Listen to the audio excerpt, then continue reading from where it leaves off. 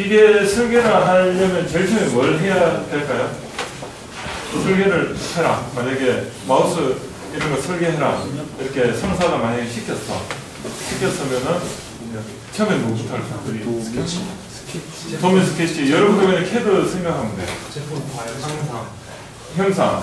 그렇죠. 한번 생각해 봅시다. 도면 스케치. 도면을 그린다. 스케치. 또 디자인. 디자인을 한다. 또 뭐 할까? 아까 뭐 이야기했잖아요. 누가 뭐 형상을 봐요. 형상. 형상이라는 게 어떤 현상일까요? 제품 설계할 제품의 형상. 네, 또 설계를 한다. 설계를 한다면 여기 앉으세요. 설계를 한다면 여러분들이 회사를 들어가잖아. 그러면 설계를 처음에 이제 시킬 거야. 그럼 야 이거 설계 한번 해봐 했을 때 컴퓨터를 딱 앉았어. 그래 캐드를 띄웠어. 오토캐드를 띄우든 뭐 솔리드워크를 이렇게 띄우든 뭐 띄웠어. 프로 엔지니어를 띄우든 여러분들 지금 공부하는 것 중에 설계 툴은 뭘 사용하십니까? 캐드랑 오토캐드. 그럼 오토캐드로 2D하고 3D하고 그래가지고 결과물을 이렇게 내죠. 네. 그럼 결과물을 그 파일을 IGS 이런 걸로 내나요? 아니면 스텝 파일 이런 걸로 내나요? 그것까지 모르겠어요. 그럼 몰라요? 그냥 해가지고 그럼 그걸 가지고 뭐 제작까지 해봤어요? 아직 안 해봤죠? 네. 오늘 제작까지 하는 방법까지 제가 알려드릴까요? 아니요. 아니요? 그럼 어디까지 알려드릴까? 적당히 알려주세요. 적당히. 오케이, 적당히. 좋았어. 그러면 여러분들이 그 설계를 하는데 제일 중요한 게 뭘까? 도면. 자, 이렇게 한번 생각해봐요. 내가 왜 사느냐? 마우스가 왜 필요하냐? 똑같은 이야기야. 이게 왜 필요해서 제작을 해라 했을까? 그걸 알아야 돼. 이게 왜 필요한지에 대한 만약 상사가 이렇게 시켰잖아요. 이거를 설계해 했을 때 그 상사의 의도를 먼저 파악을 해야 돼. 그게 제일 중요하지 않겠어요? 그래서 이거를 상사가 원하는 거는 목적. 상사가 원하는 거는 이거를 그냥 한번 여러분들한테 드로잉만 시킨 건지 아니면은 말 그대로 제품화 시키기 위해서 시킨 건지 아니면은 그냥 여러분의 그 어떤 능력을 알아보기 위해서 그냥 시킨 건지 모르잖아요. 그런데 내가 내 나름대로 그냥 생각을 가지고 이걸 설계해가 상사한테 가져가면 상사가 좋아할 것 같아. 아니요. 상사가 안 좋아할 확률이 99%입니다. 왜냐하면 상사가 원하는 게 뭔가를 모르는 상태에서 이걸 설계를 했기 때문에 그게 우리 엔지니어들이 가장 핸디캡입니다. 어디 회사를 들어가셔가지고 상사들이요 위에 뭐 누가 이걸 시켰을 때 항상 그걸 생각하세요. 이 사람이나 이 회사가 뭘 원해서 내한테 이걸 시켰는가 그걸 알아내는 방법이 제일 중요합니다. 그거를 뭐라고 말하느냐 니즈 파악이라고 합니다. 니즈 파악. 요구사항을 파악을 해야. 그 요구사항을 파악하는 게 뭐가 요구사항인가. 만약에 영업이나 이런 데서 영업을 막 하시던 분들이 와가지고 이걸 판매를 하는 회사야. 그러면 영업한 사람이 이걸 고객한테 이렇게 냈을 때 고객이 이걸 막 사용해보잖아요. 그런데 불필요한 게 막 보고가 돼요. 그럼 그거를 좀 바꿔달라고 이렇게 이야기를 해요. 그러면은 어떻습니까? 이런 니즈를 파악하는 방법은 영업팀 같은 데 영업이나 이런 데서 오는 요구사항들이 있죠. 요구사항이 있을 거예요. 또 뭐가 있을까? 사장이 원하는 게 있어. 사장이나 이런 분들이 내가 막 이렇게 전시회나 이런 데 돌아다니니까 이런 제품 만들면 좀 팔리겠다. 이런 사장님의 요구사항이 있을 거예요. 또 뭐가 있을까? 트렌드 맞아요. 트렌드.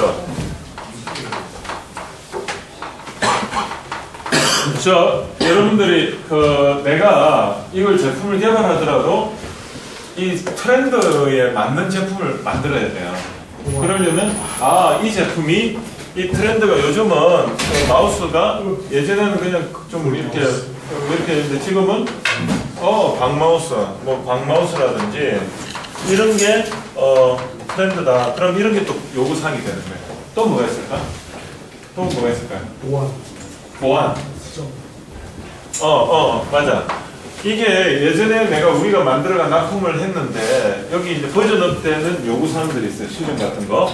그럼 이게 이제 버전업이 돼야 돼. 버전업이 돼야 돼. 버전이 업이 돼야 돼. 이런 요구사항이에요. 그래서 여러분들이 실제적으로 여러분들의 능력이 CAD를 잘 다루는 거는 차선책이 될 수가 있어요. 더 중요한 거는 이러한 요구사항을 파악을 하고 나서 그럼 이걸 파악을 하면 뭐가 나오죠? 요구사항이 정리가 되죠. 그게 뭐죠? 요구 기능. 그래서 여기에 요구 기능이라고 하는데 우리 그 카탈로그나 제품 이렇게 매뉴얼 보면 제품의 그 사양서 있죠. 제품 사양. 이 제품의 사양은 뭐더라? 이게 사양이에요. 사양. 스펙이에요. 스펙. 여러분들 뭐죠? 기업이 요구하는 스펙이 필요하잖아. 그럼 여러분들의 그 인재상을 그 삼성이나 LG나 대우나 이런 대기업이나 중소기업 다 우리가 필요한 제품과 같이 우리가 필요한 인재상이 있어요. 기업에. 그걸 만족시켜주기 위해서 여러분이 여기서 공부하고 있잖아. 그럼 여러분도 이 학교로 봐서는 마우스인 거야. 그 기업이 원하는 인재상이 요즘 트렌드는 우리 인재상들이 기계 설계과 친구 같으면은 3D 정도는 할 줄 알아야 되고 그리고 뭐 그런 요구사항들이 막 나올 거 아니에요.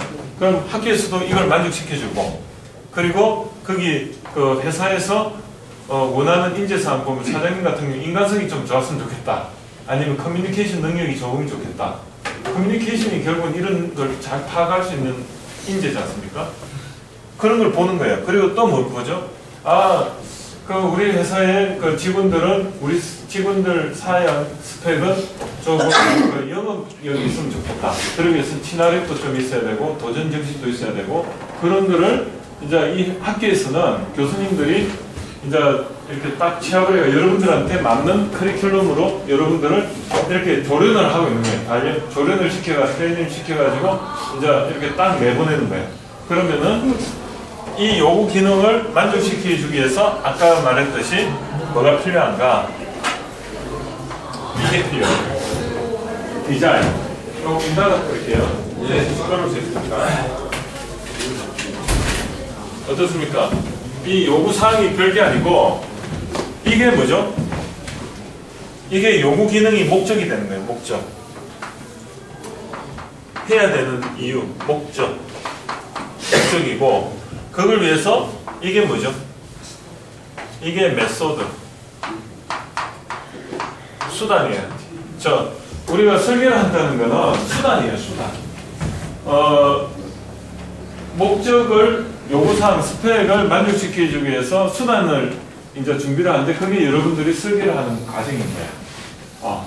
그러니까 수단으로서 설계도 열심히 하는데 목적이 안 맞으면 엉뚱한 걸 하고 있게 되죠. 그러면 항상 그 사람은 능력이 없다고 이렇게 생각해요. 난 능력이 좋은데도 불구하고 내가 요구사항을 생각을 안 하고 항상 설계를 하면 문제가 생겨요. 그러면 우리가 그 세상 살아가는 게 다 똑같아요. 이 니즈를 파악한다는 것은 뭐죠? 외부에 대해서 관심을 가지는 거잖아. 이게 외부에 대해서 관심을 가지는 거고 수단, 이 메소드는 뭐죠? 내부 영역이죠. 결국 내가 할 수 있는 거죠. 내부 영역을 가지고 외부의 관심사에 만족시켜주면 설계 잘하는 거예요. 그죠? 그래서 오늘 제가 말씀드리는 거는 그러한 내용을 여러분들이 설계를 하면은 어떤 과정을 거치면은 가장 돈을 많이 받는 고급 설계자가 되는가를 제가 이야기를 할 겁니다. 만약에 요 디자인하고 그냥 이거 시키는 대로 요것만 하는 사람을 뭐라고 하잖아요? 단순 노동자. 단순 노동자. 그런데 이런 니즈를 파악하고 이걸 기획을 하는 거예요. 외부 관심사들이 이런 걸 기획을 통해서 기획한다는 게 이런 걸 찾아내고 이걸 통해서 요구 기능을 도출해내고 이거를 누가 하느냐? 이런 걸 기획팀에서 하는 거예요. 근데 여러분들은 설계 기획을 하는 거예요. 설계 기획. 요걸 만약에 할 수 있으면은 여러분들은 연봉이 배로 더 받을 수 있는 사람이 되는 거예요. 공부를 하는 목적은 단순 노동자가 되는 게 목적이 아니고 이걸 하셔야 되는 거예요. 단순 노동자는 뭐죠? 우리 그 컴퓨터에서 만약에 컴퓨터 코딩만 하는 사람들 있잖아요. 네. 컴퓨터 프로그래밍 하는데 프로그래머가 여러 종류가 있어요. 그냥 단순히 코딩만 하는 친구들은 그냥 손가락이 아픈 거야. 근데 아무 생각 없이 시키는 걸 코딩만 해. 그러니까 이런 걸 전혀 모르는 상태에서 그냥 요것만 하고 있는 거예요. 설계만 하고 있는데 자기가 왜 설계하는지도 모르고 위에서 시키는 것만 그냥 설계를 하니까 그냥 맨날 그거 하는 거야. 그러면 어때요? 기능 노동자가 되는 거예요. 이렇게. 그런데 만약에 아키텍처가 뭐죠? 아키텍처? 건축이죠, 건축. 아키텍처가 뭐냐? 건축가인데 이게 이제 전문용어로 아키텍처라고 하는데 레이아웃을 설계하는 사람, 전체 그림을 그리는 사람. 전체 그림을 그리려면 외부 환경을 알고 내부 기술을 알아야 돼요. 이 기술을 알고 내가 할 수 있는 역량이 뭐 어디까지인지 알고 그리고 외부에 요구하는 거를 찾아가지고 매칭을 시켜서 설계를 딱 하면 어떻게 되죠?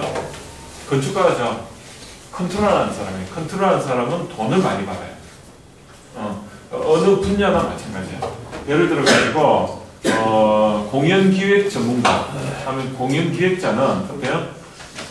공연이라는 어떤 그 전공을 가지고 계속 공부만 해온 거야. 그러다가 자기가 또 실무를 또 하는 거야. 제 거에서 나오나? 실례합니다. 예.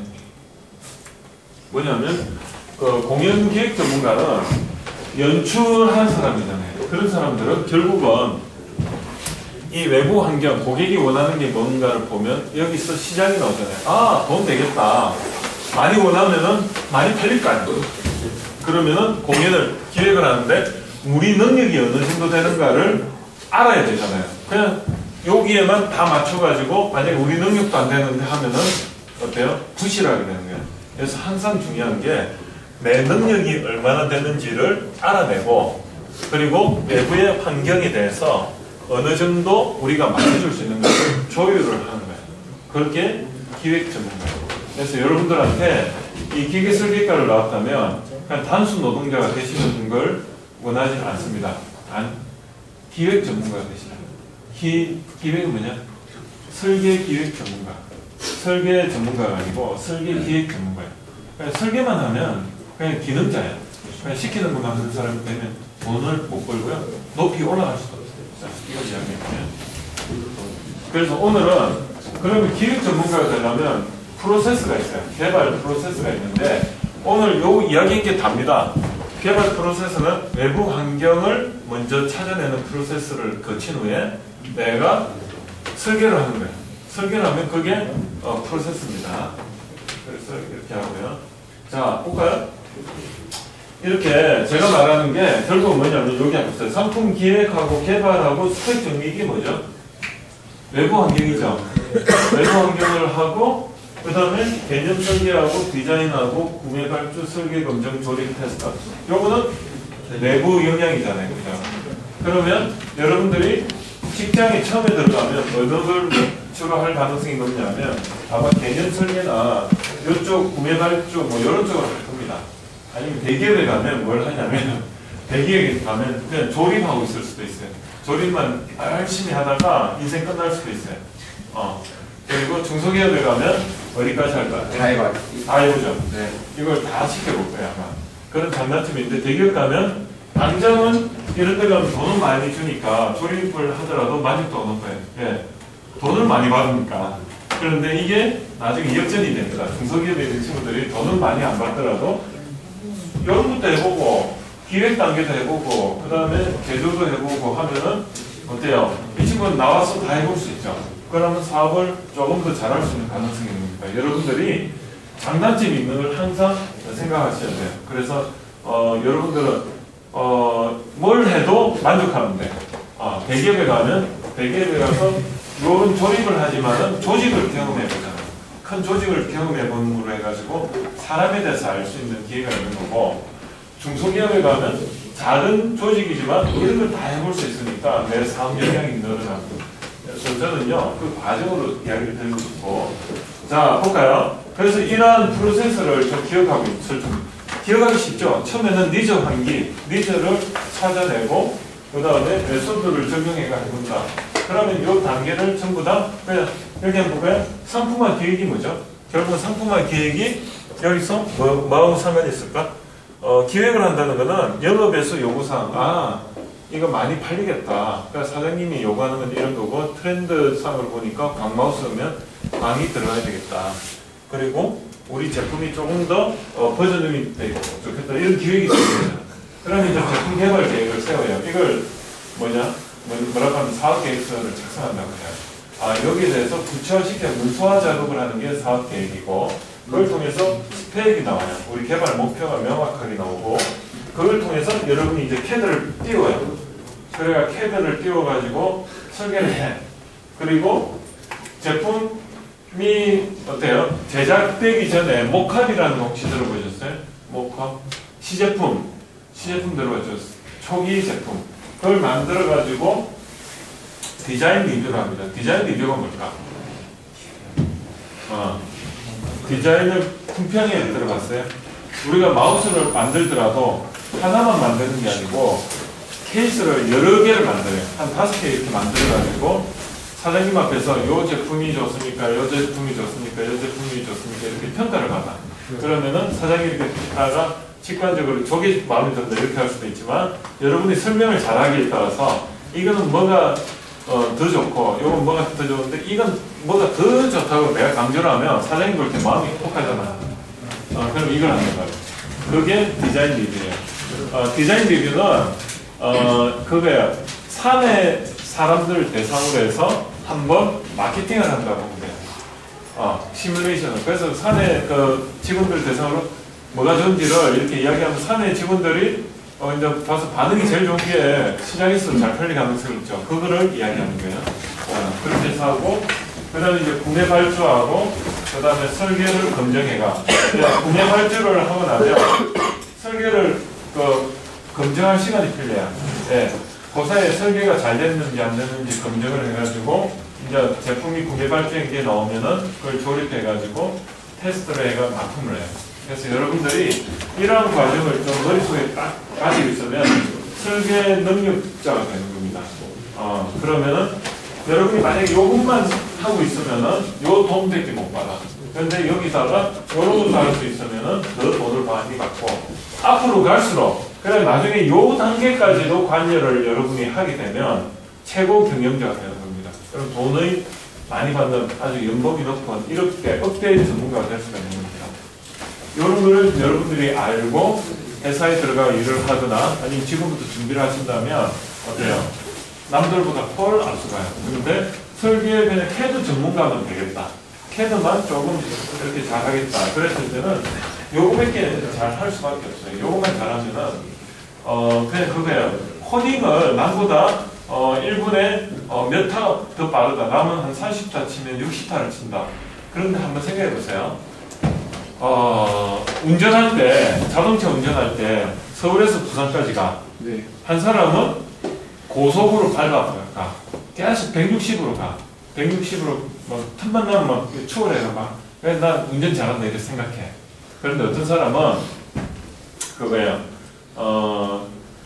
그 내비게이션을 딱 켜고 가장 최단 거리로 가는 거예요. 그러면 한 사람은 속도는 빨리가 160으로 가는데 경부고속도로만 계속 타고 가다 보니까 어때요? 돌아가잖아. 막 경주로 갔다가 그죠? 대전으로 내려갔다가 그 다음에 대구 찍고 그 다음에 경주까지 갔다가 울산 앞바다로 돌아갔다가 그 다음에 이렇게 부산 가잖아요. 520km를 가요. 그래 가면.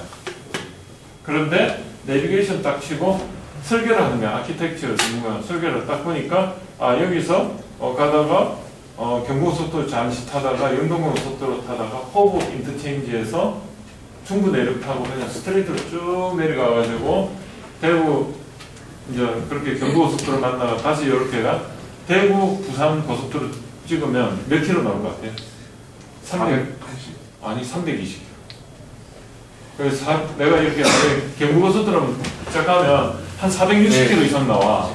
460대 320이니까 140km 차이가요. 어느 정도냐면 예전에 제가 부산에서 서울까지 한번 올라왔거든요. 몇 시간 걸렸을 것 같아요? 경부고속도로요? 응. 5시간 반. 5시간 반은요 제일 작은 거예요. 그래요? 10시. 한 7시간 이렇게 걸려. 8시간. 그런데 겨울에 눈이 왔잖아. 내가 저 고속도로상에서 24시간 이상을 있어 본 적이 있어. 27시간. 그 안에서 정말 운전하는데 그 서울에 올라왔다가 내려갔는데 눈이 펄펄 내린 거야. 27시간. 그러니까 이게 어떻게 되냐면 우리는 그래도 차를 가져갔으니까 괜찮아요. 그런데 고속버스도 같이 가. 우리하고 같이 가. 계속 같이 가는데 이 고속버스에 앉아있는 사람도 화장실 못 가서 아마 사실 힘들었을 겁니다. 그렇단 말이에요. 그래서 여러분들도 그겁니다. 그래서 내가 경부고속도로만 쭉 타고 가면서 코딩을 열심히 해가지고 1분에 뭐 30타 할 걸 60타 한다고 뽐낼 거냐, 아니면 그게 고속도로에 내가 한 200km 달릴 수 있다는 걸 뽐낼 거냐, 아니면은 나는 한 100km로 천천히 여유있게 가는데도 불구하고 160km 가는 사람보다 더 빨리 가는 거야. 짧게 갈 수 있는 거야. 그게 아키텍처지. 그래서 여러분들한테 그걸 이야기를 해요. 이게 프레임워크이 그런 이야기입니다. 프레임워크이라는 게 이 프레임이 뭐죠? 보는 관점을 가진 일을 하는 사람. 이 프로세서를 쌍머리에 넣고 요거는 그냥 고객을 외부 환경에 대해서 항상 일을 할 때 상대방이 뭘 원하는지를 알아내는 과정, 그리고 내가 뭘 할 수 있는지를 알아내는 과정. 만약에 커피 전문점에 서빙을 해요. 서빙을 할 때 그거요. 고객이 뭘 원하는지를 명확하게 물어보고 커피를 만들어야 되는데 고객은 아메리카 이렇게까지 이야기만 듣고 아메리카노 만들어줬어. 근데 알고 보니까 아메리카노가 아니야. 만약에 아메리카노 할라다가 라떼, 카페라떼 이런 거 있다. 그러면 나는 이거 어떻게 되냐, 손해보는 거잖아, 그죠? 그런 거예요. 끝까지 들어가야 돼. 그래서 그런 걸 여러분들한테 꼭 말하고요. 자, 이게 그겁니다. 오지로? 영어로 되어 있으니까 잠이 확 깨죠. 이걸로 영어로 넣었어. 공업이라고. 뭐냐면 잠이 깨라고 내가 영어로 넣었어. 한번 봐요. 이런 거 다 무시하고 R&D 들어봤죠? R&D 연구개발, 리서치 앤 디벨로핑, 그죠? 그죠? 그 다음에 막 탄생이 나오는데 프로덕트 플래닝, 프로덕트 디자인, 매니팩처링, 뭐 이렇게 유저 리사이클, 뭐 생산 프로세스. 자, 이게 뭐냐면 시간상의 프로세스상에서 아까 말했던 건 뭐죠? 여기서 기획 단계, R&D에서 어드밴스드 엔지니어링, 뭐 어드밴스드, 이게 뭐냐면 엔지니어 단계가 이 단계까지 오면요 돈을 많이 받는 아주 최고 어드밴스드가 뭐죠? 가장 발전된 엔지니어라는 뜻이에요. 저 미국의 이 자료야. 저 뭐냐면 여러분들이 요 초창기에 어드밴스드 엔지니어링 단계에서 이게 업스트림, 다운스트림이라는 게 이게 뭐냐면 간이 있지 않습니까? 실외가. 여기는 상류, 여기는 상류를 업스트림이라고, 하류, 꾸준물이 있는 데는 다운스트림이에요. 저 업스트림 단계에서 상수원 있는 지역에서 초기에 제품 개발되는 이 시점에서 이걸 초기 개발 시점이라고 하고, 다운스트림, 저 하류에 있는 사람들을 제품이 생산되가 납품되고 고객들이 막 쓰는 그 단계를 말하는 거예요. 물줄기로 생각하면 돼요. 그러면 자 볼까요? 초창기에 요 기획 단계에서 보면 어떠냐, 문제에 포커싱이 맞춰져 있고, 그 다음에 뭐 이렇게 돼 있어요. 한마디로 초기에 어떤 니즈가 있는가에 포커싱이 맞춰져 있는 거예요. 그런 사람들이 어드밴스드 엔지니어라고 보통 이야기를 들어요. 반면에 어때요? 요 단계, 유저 단계거나 내가 이 밑에 조립 단계에서는 어때요? 프로덕트 디자인 정도, 프로덕트 디자인을 한다고 해요. 생산 디자인. 그러면 이때는 어떠냐면, 자 볼게요. 품질의 결정이 다 돼가지고 있는 상태에서 그걸 내가 바꾸려고 하면 바꿀 수가 있어요. 이게 벌써 공장에서 조립이 다 된 상태에서 내가 품질의 개선을 하려면 잘 될까? 안 되죠. 근데 만약에 이 단계에서 설계 단계에서는 선 하나만 바꿔도 되잖아. 치선만 바뀌어도 그냥 캐드상에서 싹싹 바뀌잖아요. 그죠? 그러면 쉽게 할 수 있죠. 그거야. 그러면 캐드 단계에서 만약에 내가 이런 걸 바꿀 때는 비용은 적게 들죠. 예. 그럼 비용은 적게 든다는 게 이런 거예요. 그런데 컨트롤 팩터는 내가 요 설계 단계, 초기 단계는 뭘 바꿀 때 쉽게 바꿀 수 있죠. 그러면 컨트롤은 쉽게 되는, 그러니까 요구사항에 대해서 어때요? 내가 컨트롤할 수 있는 건 많아. 그런데 이게 제품화되면 컨트롤할 수 있는 게 적어지죠. 그 이야기입니다. 반면에 노이즈 팩터는 뭐냐면 초창기에는 문제가 잘 발견이 안 돼. 그런데 마지막에 갈수록 문제가 많이 발견되는 그런 상황이에요. 그러면 내가 초창기에 설계를 제대로 하면 문제가 많이 줄어들 수가 있어요. 그런 걸 이야기를 하는 겁니다. 그래서 내가 컨트롤할 수 있는 요소는 초창기 기획 단계에서는 마음껏 바꿀 수가 있는데 이제 다운스트림에 갈수록 바꿀 수가 없다. 반면에 초창기에 어떻습니까? 문제는 잘 발견이 안 되는데 갈수록 많이 발견된다. 그러므로 이러한 문제점에 대해서 내가 미리 컨트롤 팩터를 가지고 하면은 비용이 적게 되는 겁니다. 그런 걸 이야기하는 거고. 그러면 아까 그 초기에 고객의 니즈를 파악하는 거는 어떻습니까? 자, 어때요? 이 커스터머가 요구하는 사항을 이렇게 어때요? 수렴을 시켜가지고 요구사항을 만들어내는 거예요. 그죠? 그렇습니다. 여기는 고객이 니즈를 파악을 해야만이 아키텍처 레벨에서 어떤 그 고속도로로 말하면 부산까지 가는데 320km 정도로 갈 수가 있는데 320km만 가면 부산 도착하는데 만약에 여러분 그냥 엔지니어로서 그냥 설계만 한다 이러면 열심히 과속을 하든 뭐 빨리 달릴 줄 아는데 이게 돌아가는 수가 있어요. 인생 설계를 잘못해가지고 그러면은 아니 제품 설계를 잘못하면 열심히는 하는데 남들보다 더 늦게 갈 수도 있단 말이죠. 그래서 여러분은 제가 공학 커뮤니케이션에서 제일 중요한 거는 지름길로 가는 거예요. 커뮤니케이션을 잘해가 세상과 커뮤니케이션을 잘해가지고 조금은 원하는 대로 가주는 거야. 그러면 내가 좋아하는 걸 하되 세상이 좋아하는 일을 하면 돼. 그게 뭐죠? 세상이 좋아하는 일을 하는 게 미션이고 내가 좋아하는 거 하는 게 비전이잖아요. 똑같은 말이에요. 여러분이 지금 기계 설계과에서 하는 거는 비전을 정립하는 거지만 세상이 원하는 미션도 같이 해주면은 딱 매칭이 되면 통장에 돈이 쫙 꽂혀요. 내가 좋아하는 걸 하는데도 불구하고 통장에 돈이 꽂히게 만들어줘야 돼요. 근데 그걸 만약에 엔지니어가 그냥 내 좋은 대로만 하겠다 하면 상대방의 어떤 필요성을 전혀 반영을 못하면 이것만 하는 거야. 그러면 어때요? 환영받지 못하는 거야. 조직에서도 환영 못 받고 그리고 또 자기가 사업을 하더라도 세상이 원하는 걸 안 하니까 마우스를 만드는데 세상이 원하는 걸 만들어야 되는데 광마우스가 아니고 일반 무슨 아니고 볼 마우스를 해가지고 선 달린 걸로 이렇게 했다. 그러면 자기는 좋아서 만드는데 세상이 안 좋아서 그런 거거든요. 그러면 세상이 원하는 걸 사주는 니즈를 파악해가지고 여러분이 그 항상 말하는 스페시피케이션, 스펙을 발견하려면 그거를 이런 식으로 고객의 니즈를 잘 설문조사를 해가지고 하든 뭘 하든 이렇게 해서 하나로 뭉치는 게 이게 아이디얼 컨셉이라고 해요. 개념 설계 그런 뜻인데 볼게요. 상품 초기 단계는 그래요. 그러면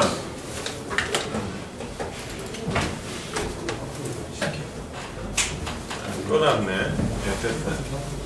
자, 그러면 여러분이 이제 그런 고객이 원하는 거를 수렴을 해가지고 그 다음에 설계를 하잖아. 설계를 하는 걸 보니까 어떻게 하느냐. 이거 여러분이 다른 데서 이런 이야기 해줄지 모르겠어요. 근데 이거는 제가 제품을 실제로 설계를 하면서 한 프로세스입니다. 한번 보여드리면 처음엔 2D로 해가지고 그냥 개념 설계를 해요. 근데 3D로 했을 때보다 2D로 하는 이유가 뭘까? 3D로 할 수도 있어요. 3D로 할 수가 있는데 그 여러분들 보면 디자인 학과나 이런 데 보면 손으로 이렇게 손 스케치 하죠. 네. 손 스케치를 할 때 그게 장점이 좀 있어요. 어떤 장점이 있을까?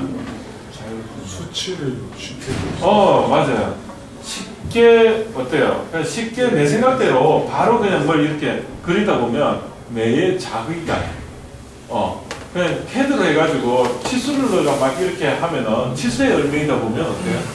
아이디어가 좀 잘 안 나올 수도 있어요. 그런데 그냥 A4 용지에다가 그냥 막 스케치 막 하다 보면 생각이 나는 대로 그냥 적을 수가 있죠. 네. 그게 중요해요. 그래서 여러분들이 처음에 제품을 설계할 때 물론 3D로 뭐 이렇게 하는 것도 다 좋은데 처음에 한번 손으로 한번 있잖아요. 그냥 우리 레이아웃 잡는다 생각하면 이렇게 글자를 써도 되고 막 그림을 써도 되고 마음대로 한번 생각을 표현을 해봐요. 그렇게 해가지고 컨셉을 처음에 만들었는데 2D로 하면은 장점이 뭐냐면 그런 걸 조금 더 자유롭게 할 수가 있어요. 2D로 그런 걸 한번 생각해 보시고 그럼 남한테 2D지만 자기 머리는 어때요? 어떤 아이디어가 자유롭게 좀 나올 수 있는 환경이 된다는 걸 제가 말씀드리고 싶고, 그리고 이제 이런 컨셉을 좀 구체화시키는 단계에서 2D로 뭐 이렇게 할 수도 있고, 그래서 여러분들은 지금은 아마 대부분 3D로 많이 할 겁니다. 3D로 해도 돼. 3D로 이렇게 하는데 여기서 다른 거 보지 마시고 요것만 보세요. 그러니까 1차는 그냥 조립도를 2D나 3D로 설계를 한다. 이거는 제가 2D로 하는 거지만, 그렇게 해서 했을 때 뭘 하느냐. 아까 고객이 원하는 걸 이렇게 찾아냈으면 그걸 컨셉이라고 하는데, 이 컨셉을 구체화시켜서 그림으로 그려봐요. 그걸 여러분들이 이 단계에서 제품을 설계를 해보는 거예요. 해보고, 그러면서 뭘 하죠? 용량이나 이런 거 뭐 이게 마우스로서 무게라든지 아니면 여기 기능이 들어가 있다면 그런 용량 계산도 해야 돼요. 그런 걸 하는 게 뭐죠? 요소 설계. 여러분들 그 머리 아파하는 요소 설계를 해가지고 뭐 이게 치형이 어떤 힘을 전달하려면 최적화하려면 어떤 치형으로 가야 되는가, 그리고 그 치형이 커야 되느냐 작아야 되느냐, 치가 이게 힘을 전달하려면 너무 작아도 안 되잖아요. 미끄러지잖아요. 그걸 적당히 해서 안 부러질 정도의 그런 게 이런 용량 계산이라고 보면 돼요. 그냥 못하는 빼돌이고 용량 계산을 보면 되고, 이걸 여러분 어떻게 계산하세요? 프로그램이 있습니까? 있어요. 3D 프로그램에 기어 설계 프로그램 같은 것도 있고 다 있는데, 그런데 진짜 전문가는 어떻게 하나 보니까 자기 나름대로 엑셀 시트를 만들어요. 엑셀로 해가지고 이렇게 파라메타를 인정하겠다는 창을 만들고요. 여기서 고객 요구사항들을 여기다 다 적어놔. 그리고 여기 이제 그 요구사항 뭐 키로는 몇 킬로 뭐 이렇게 딱 적고, 그리고 요거를 어떻게 하죠?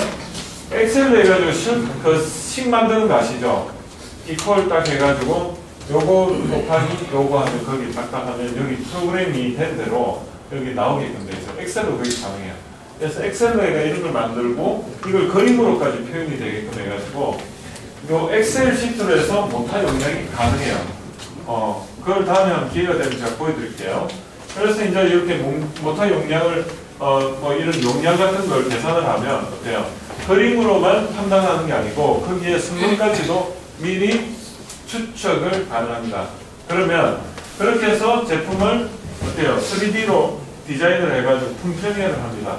그럼 프로젝트를 이렇게 딱 띄워놓고, 이 제품으로 나갈 것 같으면은 제가 계산해보니까 설계 용량 계산을 해보니까 크기는 이 정도에 부품은 어떤 게 들어가면은 이렇게 작게 만들 수가 있고 광마우스는 얼마에 구현이 되고 구입을 할 수가 있고 이렇게 쭉 나와요. 그러면 품평회할 때 여러분들한테 이렇게 하는데 딱 보여주면서 여기 사장님하고 뭐 부장님 다 있는 데서 이 제품의 특징은 이렇고 제가 이걸 설계를 해보니까 이 지금 시제품으로 해가 손으로 만든 그러니까 이 기계로 만든 게 아니라 시제품으로 이렇게 만들어 보니까 여기서 장점은 뭐고 단점은 뭐고 가격은 얼마 정도에 여기 가격 같은 거 나와 있겠죠. 가격은 얼마 정도에 할 수 있고 제가 계산해 보니까 무게는 한 어느 정도에 구현이 되고 이렇게 다 나옵니다. 그럼 품평회를 이렇게 쭉 하다 보면 어때요? 사장님이 거기서 어떤 문제가 있으니까 그런 거는 어떻게 해야 됩니까? 저한테 물어보는데 제가 거기에 대해서 준비를 안 해놨어. 그러면 2차 품평회 할 때 그런 걸 이야기를 하는 거예요. 그래서 자꾸 이렇게 요구사항이 나오잖아. 그래서 그 요구사항을 수용을 해가지고 다시 어때요? 이 파라미터가 이거는 무게가 지금 한 200g 밖에 안 되는데 150g으로 좀 줄일 수 없냐? 저기 또 요구사항이 나오는 거예요. 내부적으로.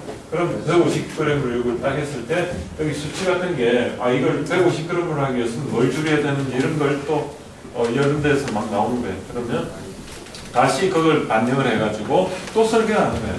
그러면은 어때요? 2차 조립도를 또 그려가지고 또 이렇게 요런 거다 이제 버전업을 시켜가 여기서 최종 조립도가 나오는 거예요. 그러면 그걸 가지고 다시 3D로 보여주면서 할 수도 있고 뭐 시간이 되면 이런 모캅이라고 해가 이런 시제품을 CNC 가공기로 만들어가지고 하든지 만들어가 다시 이렇게 딱 이야기를 하고 저번에는 이런 제품으로 만들었는데 요번에 이제 여러분들이 이렇게 요구했던 한 달 전에 요구했던 사항들을 반영한 최종 제품인데 어떻습니까? 하면 이제 거기서 이제 자기네들이 말했던 게 전부 다 반영이 된 어떤 3D 도면도 보여주고 이것도 보여주면서 그럼 억셉이 되는 거예요. 오케이. 그럼 이제 상품화 진행해 하면은 어때요?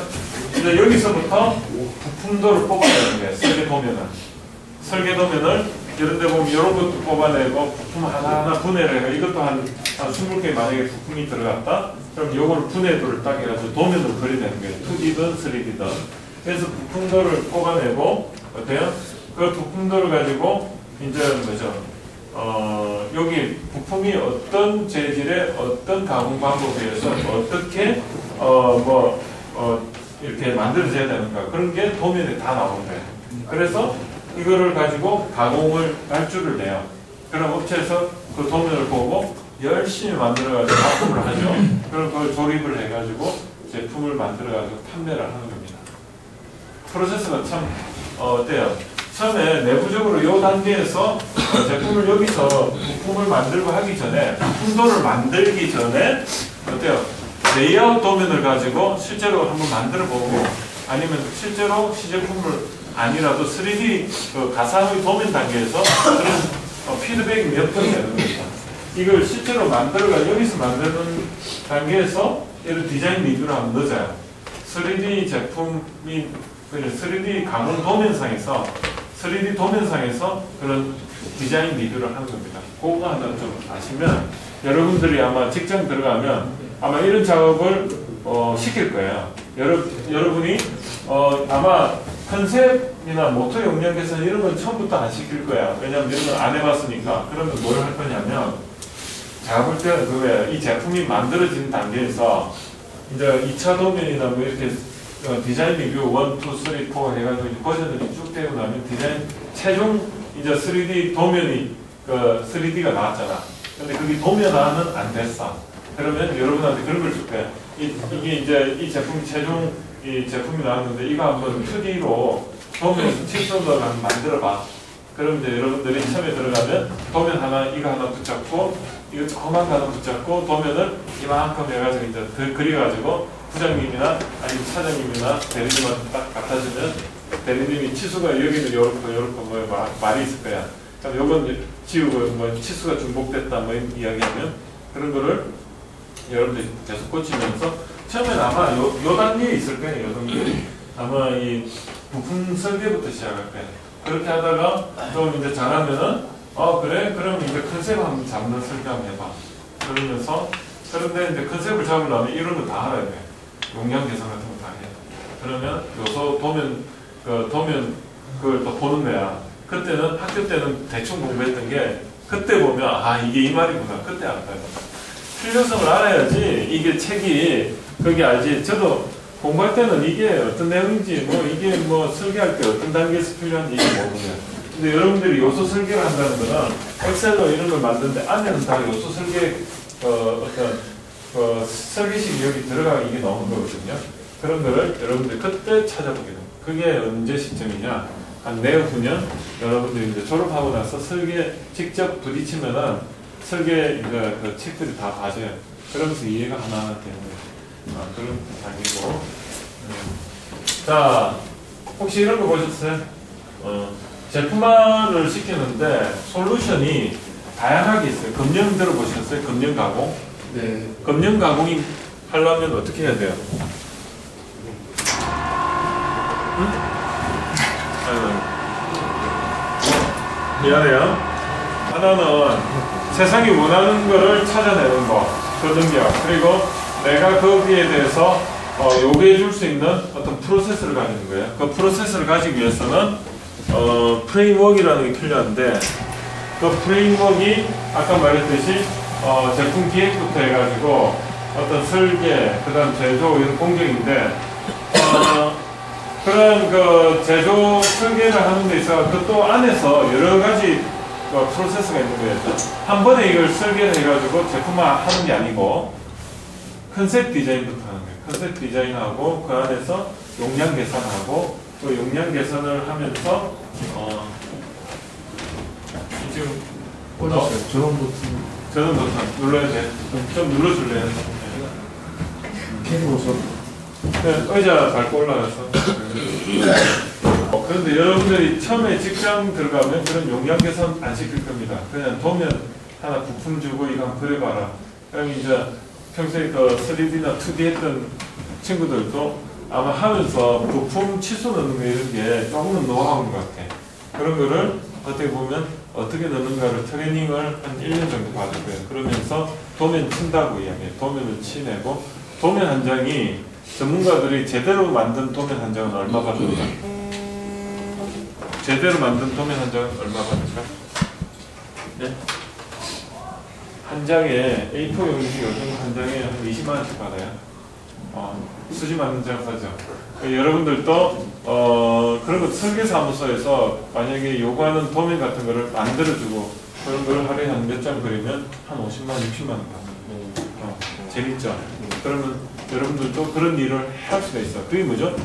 작가들이 보면은 이런 책 같은 거 이런 거 원고 써가지고 돈 받듯이 여러분들은 설계도를 만들어내고 돈을 받는 거예요. 그 정도 레벨로 가려면 이런 걸 다 알아요. 그거를 제가 이야기하는 거예요. 이런 걸 알아야만이 여러분들이 돈을 받을 수 있어요. 아무것도 모르고 그냥 3D나 2D만 할 수 있어서 그런 돈을 주지도 않아요. 왜? 아키텍처가 아니니까. 자, 제품을 만드는데 한두 개만 만드는 제품이 필요해. 그러면은 이러한 이게 뭐죠? 3D 프린터. 3D 프린터로 만들면 돼요. 그런데 10개에서 20개 정도를 만든다. 그때는 이런 진공주형이라는 방식으로 해서 한 20개까지 샘플을 만들 수가 있어요. 진공주형 들어봤어요? 주형 뜬다 할 때? 아니요. 한번 나중에 요 뒤에 나오는 데 한번 보면 되고. 그리고 CNC 가공기 들어봤죠? 이런 가공기로도 한 20개에서 10개, 20개는 충분히 가공해가지고 해도 이렇게 수익성이 돼요. 반면에 100개에서 200개를 만드는데 CNC 가공기를 일일이 가공하면은 좀 힘들어요. 그때는 어떻게 하냐? 진공 승형이라는 방법도 있고 주조라는 방법도 있어요. 주조가 뭔지 아세요? 아니요. 여기 주얼리 디자인과 가면 주조로 해석을 많이 해. 주조가 뭐냐면 파라핀으로 뭘 만들어가지고 그 파라핀에다가 황토를 이렇게 입혀요. 황토를 이렇게 하면 파라핀에 이렇게 황토가 이렇게 감싸죠. 그럼 어떻게 하죠? 파라핀을 열을 가해가지고 녹여요. 그럼 그 안에 공간이 나오죠. 그죠? 그 공간에다가 그 뜨거운 센 물을 부어. 그러면은 그 안에 센 물이 들어가면은 어때요? 그 공간을 채워주죠. 그러면 그게 주조구예요. 그런데 그거를 한두 개 하는 게 아니고 파라핀을 여러 개 만들어가지고 할 때마다 파라핀에다 황토를 딱 채워가지고 이제 파라핀을 녹여내고 파라핀은 녹일 필요도 없어. 그 있는 그대로 해서 그 뭡니까 센 물을 넣으면 파라핀이 타버려요. 타버리면서 그 안에를 다 이렇게 하면은 금을 녹여 넣으면 금보석이 되고. 그래서 여러분들 뭐 이렇게 보석 같은 거 엄청 형상이 복잡한 게 그런 식으로 만들어요. 아니 그걸 일일이 가공 못하니까 그렇게 해서 한 2, 300개를 만들기도 하고요. 그 다음에 한 1000개에서 2000개는 어떻게 하냐? 사출 안에 사출 검령 이렇게 딱 해가지고 이렇게 그 인젝션 플라스틱 인젝션 플라스틱을 우리 그 붕어빵 아시죠? 붕어빵. 네. 붕어빵 보면 이렇게 기름칠 딱 해가지고 이렇게 그래서 이렇게 그 뭡니까 그럼 밀가루 물 같은 게 딱 집어넣어가지고 여기다 앙코를 이렇게 딱 넣어 이렇게 딱 해가지고 이렇게 돌려가지고 익혀가지고 탁 하면 이렇게 나오잖아요. 사출 이런 거 전부 사출인데 금형으로 이렇게 돼 있어요. 붕어빵으로 이렇게 붕어빵 그 털같이 이렇게 돼 있는데 갈라져요. 갈라지면 그 사이로 이렇게 사출물이 나오는데 그런 거. 그다음에 이제 만 개에서 2만 개 뭐 이런 거는 사출밖에 없어. 사출이나 아니면 뭐 밴딩 이런 게 있는데 이런 걸 한번 이야기를 들어볼게요. 아까 여기 보면 어때요? 한두 개 할 때는 RP 3D 프린터라는데 이 3D 프린터가 예전에는 가격이 좀 비쌌어요. 이게 1억 5천에서 2억 정도 했는데 이게 지금 100만 원, 200만 원짜리도 있어요. 근데 성능은 결과물은 한 80% 차이 나요. 80%가 같아. 20%밖에 차이가 안 나. 1억 5천만 원짜리로 만든 거나 100만 원짜리를 만든 거나 성능이 20%밖에 차이 안 나기 때문에 이런 걸 가지고 여러 개를 가지고 동시에 만들면 어때요? 요즘은 한두 개 만드는 게 아니고요. 한 몇백 개, 몇천 개도 동시에 만드는 거예요. 그렇기 때문에 요즘은 어떠냐? 3D 프린터로 고무부터 플라스틱, 뭐 비철금속, 금속까지 다 만들어요. 그리고 자 그런 거예요. 그래서 이런 거를 래피드 프로토타입 조형기 해가지고 RP 조형기라고 합니다. 그런 게 있다는 거 알고요. 자, 진공조형은 어떤 거냐? 진공조형은 여기 진공조형은 10개에서 20개 만들어낸다고 하는데 이게 뭐냐? 볼게요. 진공조형은 자 순서가 CAD 작업을 먼저 해가지고 거기다가 NC로 이걸 깎아내요. 이렇게 깎아내죠. 그래가지고 실리콘 몰드를 만들어내요. 실리콘 몰드를 만들어내고 거기다가 뭐죠? 어떤 판 같은 거를 이렇게 딱 붙이면은 그래가지고 반대에서 진공을 저거 이렇게 쏙 뽑아내면 그 현상에 따라 이렇게 굴곡이 쫙 생기는 거예요. 나중에 동영상을 한번 보면 조금 더 쉽게 이해가 될 겁니다. 그 다음에 이제 표면 처리하는데 이런 방법이 있고요. 왜 이런 걸 말씀드리냐면 오늘 다 이해를 안 해도 되는데 여러분들이 설계를 하면 어떤 솔루션으로 제품을 만들까를 알아야만이 여러분들 설계가 가능합니다. 주조는 아까 말했죠? 왁스로 해가지고 이렇게 만들어내고 왁스로 해가 CNC 가공기 같은 거나 아니면 뭐 그런 걸로 이제 만들어내고 그래서 그거를 이렇게 조립을 해요. 왁스로 조립해가지고 어때요? 이제 이 규형도 포함 뭐냐면 요 왁스로 해가 이렇게 이제 런너라고 해가 런너까지 해가지고 이렇게 이제 샘물이 들어가면 하나하나 이렇게 부품이 이렇게 형성이 되도록 이렇게 형상을 만들어가지고 여기다가 황토를 입혀가지고 황토를 입히면 굽지 않습니까? 이렇게 굳어지면 그걸 도자기 굽듯이 구워가지고 거기다가 어때요? 녹여내면 왁스가 이 밑으로 이렇게 쭉 요 안에 게 이제 빠져나오죠. 거기다 이제 반대로 샘플을 조립하면은 그 현상이 나오는데 그걸 가지고 어떻게 해요? 이제 요렇게 가네.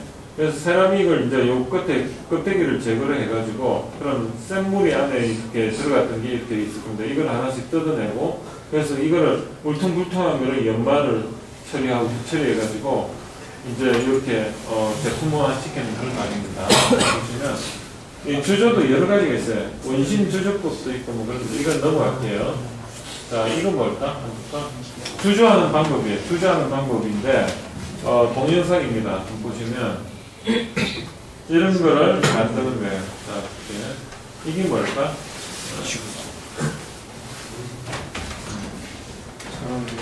한번 쭉 보세요. 이제 그 3D로 이제 만들었어.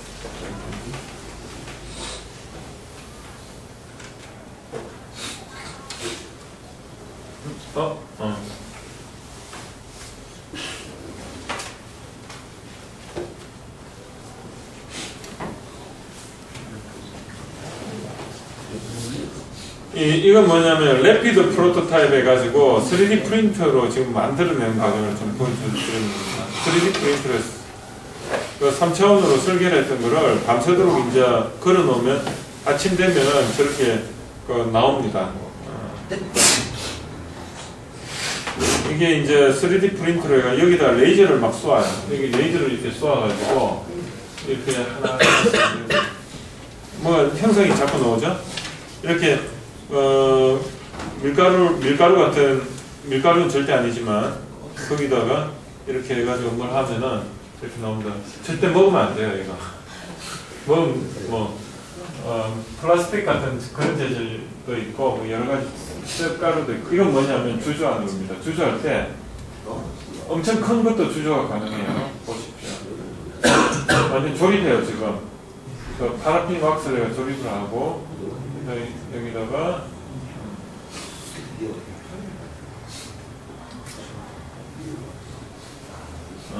뭘 만들까? 그냥 이런 게 있어요. 주조를 할 때 지금 조립하는 거예요. 막 이렇게 그냥 뭐 완전히 나무도 뭐 중간에 좀 들어가기도. 이건 뭐냐 런너 이건 황토로 있는 런너. 여기다가 지금 뭘 집어넣죠? 이게 뭐냐 황토예요. 황토.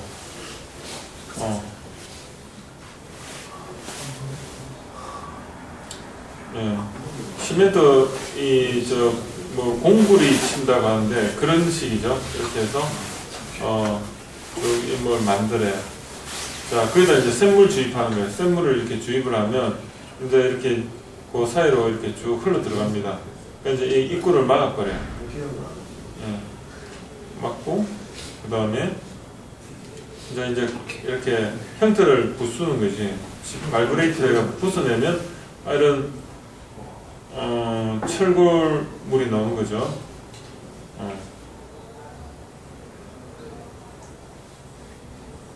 여러분들이 이런 걸 전부 다 알아야만이 설계를 제대로 할 수 있는 겁니다. 한두 가지 솔루션만 알아가지고는 나중에 뭐가 최적의 부품을 뭐 만든다면 어떤 솔루션이 가장 좋은가 그런 걸 판단할 수 있는 능력이 돼야만이 아주 그 돈을 많이 받는 엔지니어로서 승려할 수가 있는 겁니다.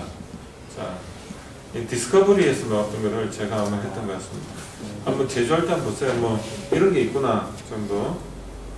이제 그 한마디로 이제 그 주조를 할 때 황토를 이제 가지고 저렇게 이제 뭐 만드는 거죠. 저 사이에 필터를 넣어가지고 샘물에도 좀 덜 녹은 거 이런 거는 걸러지도록 그렇게 해가지고 좀 미세하게 퍼져나갈 수 있도록 그렇게 하는 겁니다. 자, 볼까요?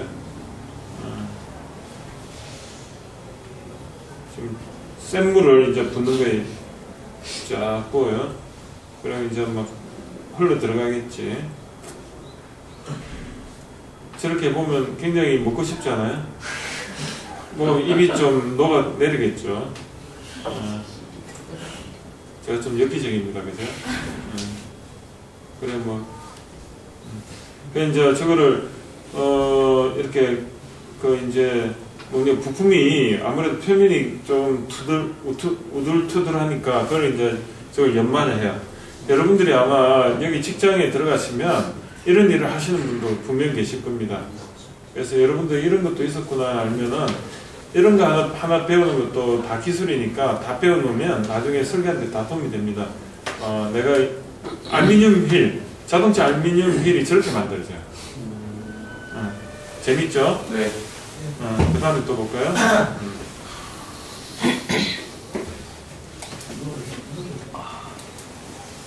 이건 뭐냐면 진공주조, 다이 캐스팅이라고 하는데 한번 보세요. 이 지금 그 일하는 사람들은 동남아에서 온 노동자들입니다. 왜냐하면 이쪽이 진공주조 쪽이 그 아연이나 이런 게 많이 들어가니까 중금속에 좀 노출이 많이 돼가지고 건강에는 안 좋답니다. 그러다 보니까 이게 지금 아마 우리나라에서 지금 찍은 건데 여기 진공주조하는 기계에 샘물 같은 거를 이렇게 여기 지금 붓고 있어요. 여기 샘물을 이렇게 붓고 있고 이게 이제 샘물입니다. 이게 쑥 들어가가지고 이제 여기 보면 샘물을 넣으면 이 피스톤이 이렇게 닦아가 이걸 압출을 해요. 압출을 하면 어떻게 되죠? 여기 이제 검령이 있잖아요. 검령에 이제 거기 들어가 형성이 돼요. 그러면 여기 마이너스 음압을 이렇게 쭉 내면 어때요? 여기서 프레싱 하면서 반대쪽에서는 마이너스 음압을 주니까 어떻게 되냐? 여기에 이제 채워집니다. 그럼 요걸 녹이면은 거기에 아이언, 청동, 뭐 이런 스틸 이런 거에 어떤 그 현상이 나오는 겁니다. 재밌죠? 그래서 스틸 같은 경우는 이렇게 프레스로 이렇게 밀어내더라도 압이 워낙 세게 하더라도 거기 가는 사이에 붙기 때문에 반대에서 또 음압을 줘가지고 이렇게 우리 여러분 스트로크 이렇게 빨대를 이렇게 쭉 뽑아내듯이 똑같은 그런 상황을 연출하는 겁니다. 자, 이거 볼게요. 진공성령. 진공성령은 제가 넘어갈게요. 진공성령 제품들을 보니까 이게 뭐죠? 코란도 코란도 스포츠 모드 그 뒤에 보면 코란도 보면 짐짝같이 생긴 부분 있잖아요. 네. 그런데 보면 그 천장 위에 그거를 이렇게 큰 거를 진공 성형으로 해서 만듭니다. 이건 뭐죠? 산타페 범퍼죠. 이런 범퍼 같은 거는 진공 성형으로 만듭니다. 왜냐하면 이게 금형으로 만들면 워낙 커가지고 못 만들어요. 그러면 이걸 어떻게 만드냐?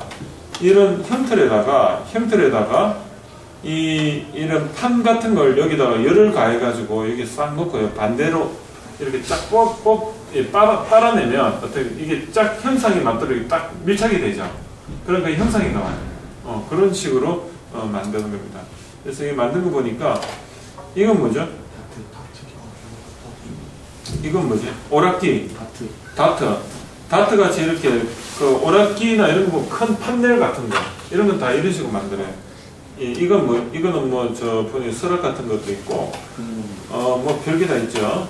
이런 건 뭐죠? 이거는 그냥 스탠드 그런 거 같고 요거는 오락기나 런닝머신 패널 그런 거를 런닝머신 패널 이거는 우리 또 뭔지 모르겠다. 예, 그렇습니다. 자, 볼까? 진공성형 하는 거 한번 보세요. 재밌어요. 어떻게 만드는지 진공성형 기계인데 자, 보세요.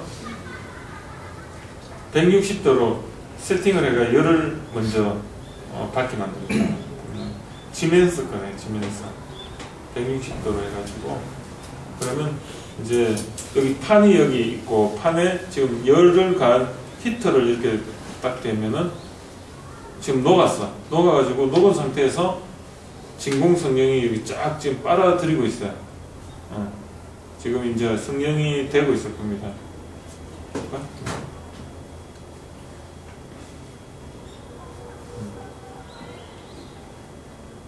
뭘 만들까요? 결과물 보세요. 지금 빨아내가 뭘 만들었어. 판이 뭐가 나오는지 한번 보세요.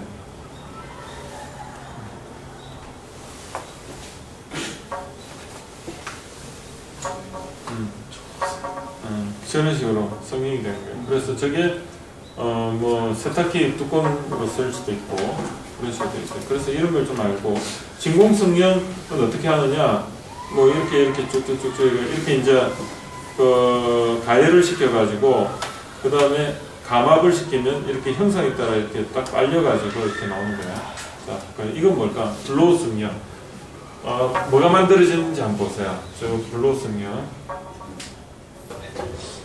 우리 페트병 있죠, 페트병. 페트병이 공장에서 저렇게 만들었어요. 저 기둥 같은 게 이제 다시 한번 볼까? 우리 페트병 만드는 게 저렇게 만들었어요. 기둥 같은 플라스틱 기둥이 안에 들어가가지고 음압으로 이렇게 쫙 빨아들이면 이렇게 페트병이 쫙 돼요. 그죠? 네. 재밌죠? 코카콜라 페트병 그런 거 생각하시면 되고 이건 뭐지? 압출성형이라고 한번 보면 이렇게 압출을 해요. 이렇게 스크류가 돌아가고 여기서 이제 사출이 되는 거예요. 이렇게 사출이 되고 네, 그러면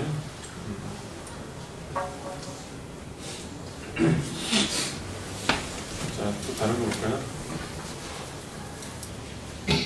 사출금 인젝션. 자,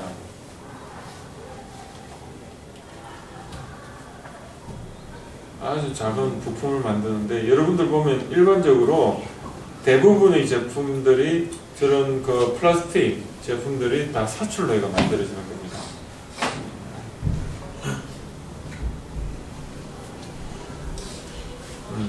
이런 게 있고 이런 사출 검령인데 사출을 볼까요? 자, 또 재밌는 걸 한번 보여줄게. 사출 검령 여러분들 여기 기계 설계과에 있지만은 아마 검령 설계과 이쪽은 이런 걸 많이 할 겁니다. 2단 검령, 3단 검령 뭐 여러 가지가 있는데 이렇게 탁 떨어져요. 이렇게 딱 해가지고 여기서 인젝션이 되어 이렇게 차고 그 다음에 이렇게 딱 밀핀으로 밀어가지고 부품이 나와요. 이걸 2단 검령이라고 하고 한번 볼까요? 3단 볼까? 3단은 왜 3단이냐면 1단, 2단, 3단 그죠? 재밌죠? 저런 게 3단 검령입니다. 그리고 이제 보면 어떤 거는 이렇게 밀핀으로 이렇게 하면 이거는 가능한데 만약에 언더컷이라고 해가지고 혹시 언더컷 들어봤어요?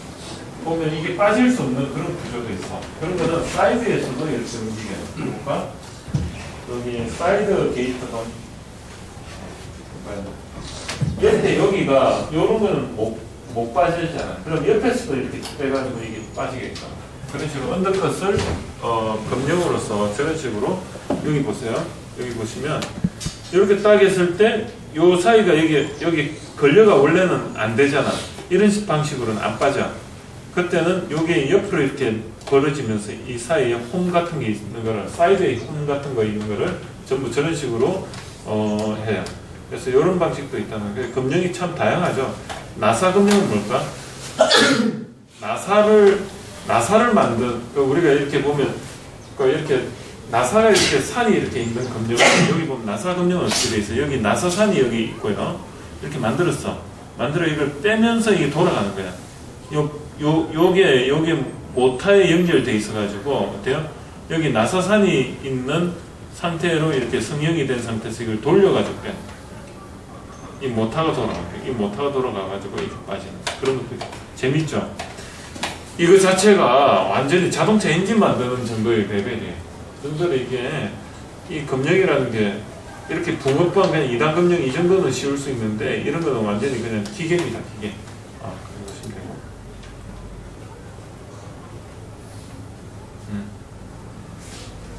이거 넘어갈게요. 고무 검령도 있고. 이거 뭐지? 밴딩 들어봤어요? 밴딩? 이건 밴딩 방식으로 해가지고 이렇게 절곡이라고 하는데 이거 쫙쫙쫙쫙 해가지고 여러분들 이런 프레임 같은 거 있죠? 아니면 여기서 밴딩 이런 거 다 밴딩이에요. 이런 거 다 밴딩. 그러니까 철판을 이렇게 조금씩 구부려가 이렇게 만든 거예요.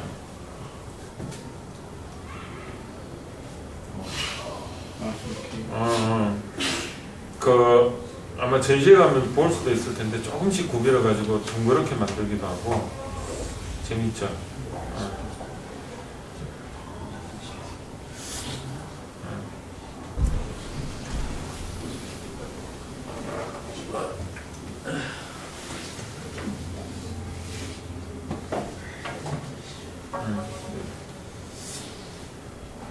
이렇게 쭉 만들어요. 이런 방식이 있고 또 볼게요. 자 볼게요. 오늘은 뭐 이 밴딩까지 해가지고 이제 끝났는데 자 오늘 뭐 여러분도 오늘 아마 좀 많이 피곤할 거예요. 나도 보니까 되게 피곤한가 보는데 자 오늘 출석 안 부른 사람 없죠? 없습니다. 자 수고하셨습니다. 네.